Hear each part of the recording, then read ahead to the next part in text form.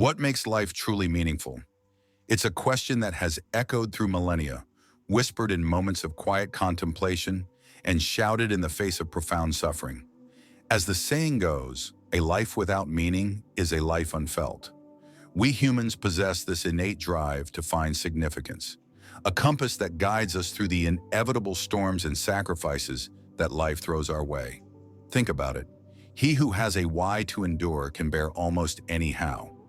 This isn't just a catchy phrase, it's a testament to our resilience, our capacity to withstand immense hardship when anchored to something we deeply value.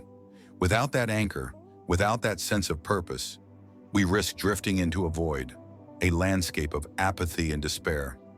Now, the journey to meaning isn't always paved with sunshine and rainbows. It often requires us to confront the very shadows within ourselves and the world around us. Carl Jung, that insightful explorer of the human psyche, wisely noted, "One does not become enlightened by imagining figures of light, but by making the darkness conscious." He believed that true understanding, true wholeness, comes not from a superficial pursuit of idealized notions, but from integrating our shadow, those aspects of ourselves we'd rather ignore or deny. It's in those hidden corners, those uncomfortable truths, that a genuine and lasting light can be found. As Jung also said, "Where your fear is, there your task is."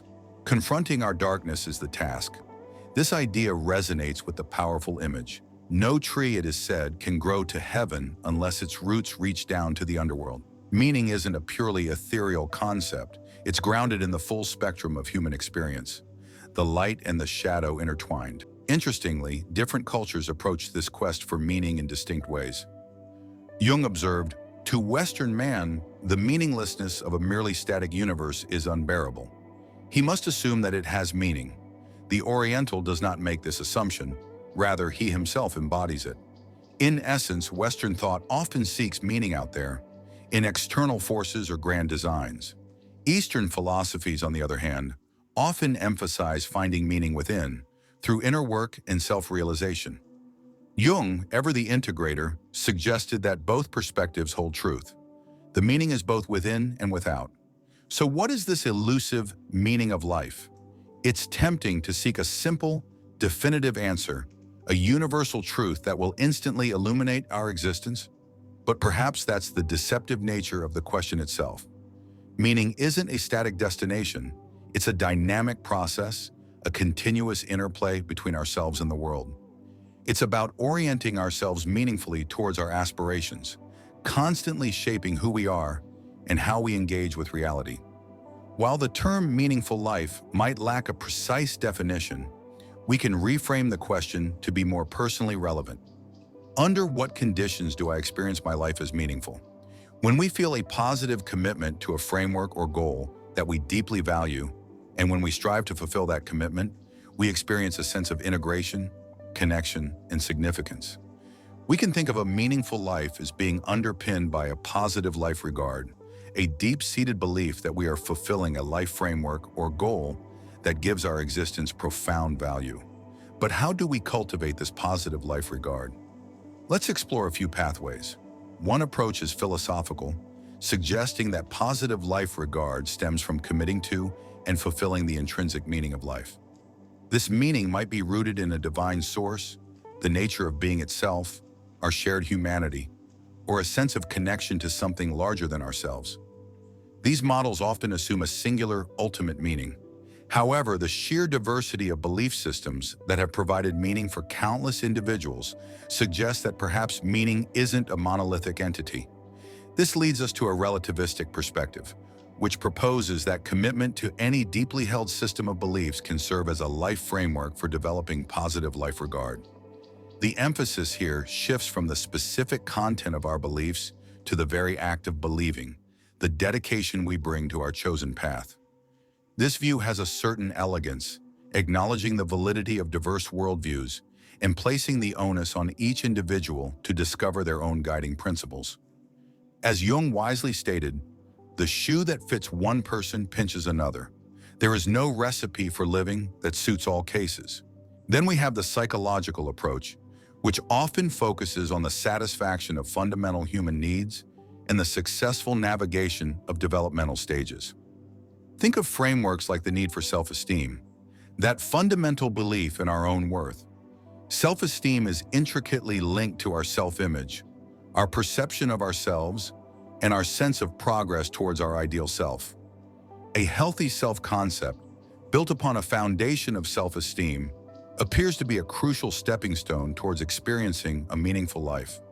Meaning in this context often emerges later in life as we grapple with deeper questions of purpose and contribution.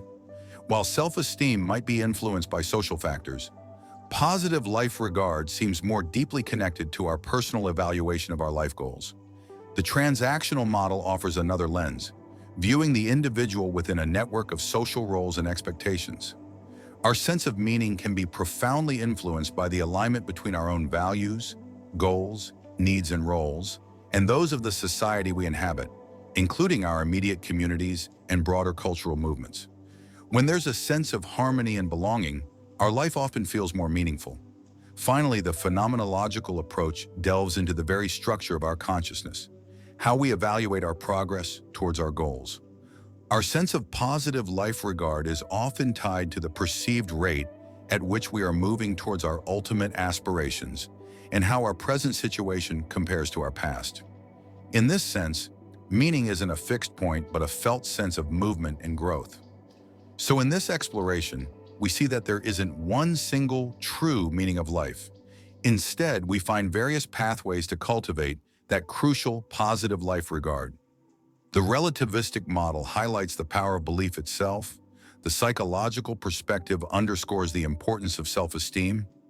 The transactional model emphasizes our connection to the social fabric, and the phenomenological approach illuminates how we experience our journey. To help you reflect on your own sense of meaning, consider these statements inspired by the Life Regard Index. On a scale of 1 to 5, with 1 being the lowest and 5 the highest, how would you rate the following? I have aims and goals that would bring me significant personal satisfaction if I could achieve them. I have a personal philosophy that gives my life real significance. I often feel lost and unsure of what I truly want to do with my life.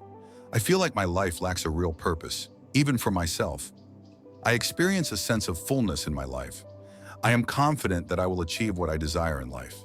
I spend much of my time on things that don't truly matter to me. I don't really value the things I am currently doing.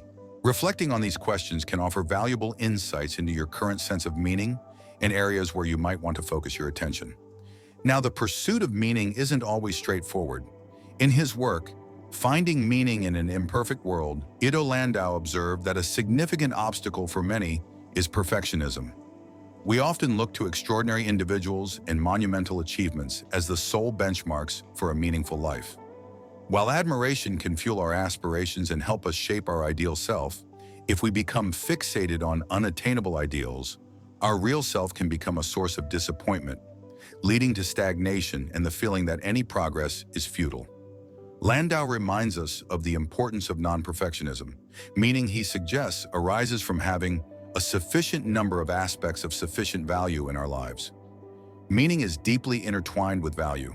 While some might find value in negative actions, these ultimately detract from a truly meaningful existence. We can discover meaning in countless ways through our connections with others, our work, our creative pursuits, the simple joys of life. However, there can sometimes be a disconnect between what brings us fleeting pleasure and what provides lasting meaning and fosters genuine growth. We might enjoy immediate gratification, but an over-reliance on it can leave us feeling empty in the long run. Think about the paradox of wealthy and famous individuals who, despite external success, grapple with profound despair.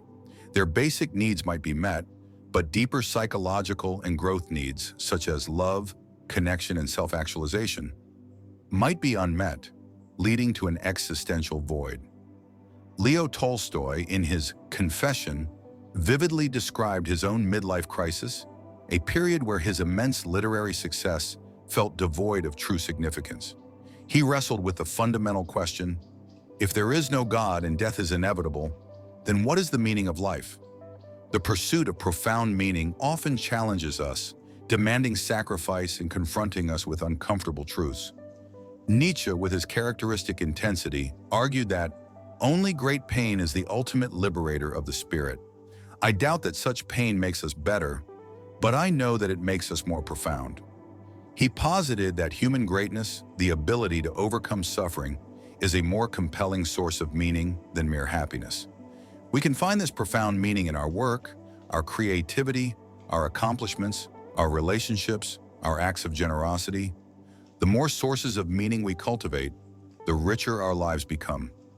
The danger arises when we fail to find meaning, when we succumb to existential nihilism, the belief that nothing has inherent value, that our existence is insignificant, and that striving for anything is ultimately pointless. But even in declaring life meaningless, there's an implicit acknowledgement of the importance of value.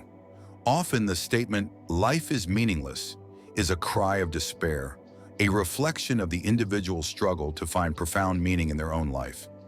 Perhaps more accurate expressions would be, "I am struggling to find meaning in my life," or "what once gave my life meaning no longer does, and I am searching for a new direction." Meaninglessness can also surface during an existential crisis, a period of intense reflection on our mortality and the value of our past and present endeavors. We might question the very point of it all. Some find themselves grappling with the vastness of the cosmos, feeling dwarfed by the insignificance of humanity on a cosmic scale. But perhaps expecting to be the center of the universe is, as Jung might say, a manifestation of our ingrained anthropocentrism. Instead, we might find a different kind of cosmic significance through self-transcendence, a connection to something larger than ourselves. Others point to the inherent fragility of our existence, the potential for random, catastrophic events or self-inflicted destruction. While these possibilities are real, dwelling on endless worst-case scenarios can lead to a paralyzing sense of gloom. The Stoics offer a valuable counterpoint. Focus on what you can control, not on what you cannot. Embrace what is inevitable. Practice amor fati, a love of fate. As Nietzsche echoed, we should turn away from accusation and embrace a fundamental yes to life. Our energy is better spent on cultivating meaning in the present moment rather than speculating on uncontrollable futures. Martin Heidegger offers a different perspective, suggesting that meaning isn't something we add to existence. Rather, we are always already embedded in a world of meaning. Our everyday existence, our being in the world, is inherently meaningful. We are constantly engaged with beings and tasks that we care about. Meaning isn't an add-on, it's the very fabric of our experience. Viktor Frankl, a survivor of the Holocaust, witnessed firsthand the crucial role of meaning in human resilience. His seminal work, Man's Search for Meaning, arose from the unheard cry for meaning he observed in a world grappling with the aftermath of unimaginable suffering. He noted that those prisoners who had a sense of purpose, a future to look forward to, were more likely to survive. Even in the face of extreme adversity, the human spirit retained a vestige of freedom, the freedom to choose one's attitude. Frankl emphasized that the meaning of life differs from man to man, from day to day, and from hour to hour. There is no universal prescription. Instead, the question is posed to each individual in each moment. He founded logotherapy, a school of thought centered on the fundamental human drive to find meaning. He illustrated this with the story of an elderly doctor who found solace in the understanding that his suffering spared his deceased wife from the pain of outliving him. Frankl believed that, in some ways, suffering ceases to be suffering at the moment it finds a meaning, such as the meaning of a sacrifice. Mental well-being, he argued, requires a constant striving for a worthwhile goal. Meaninglessness, on the other hand, leads to an existential vacuum.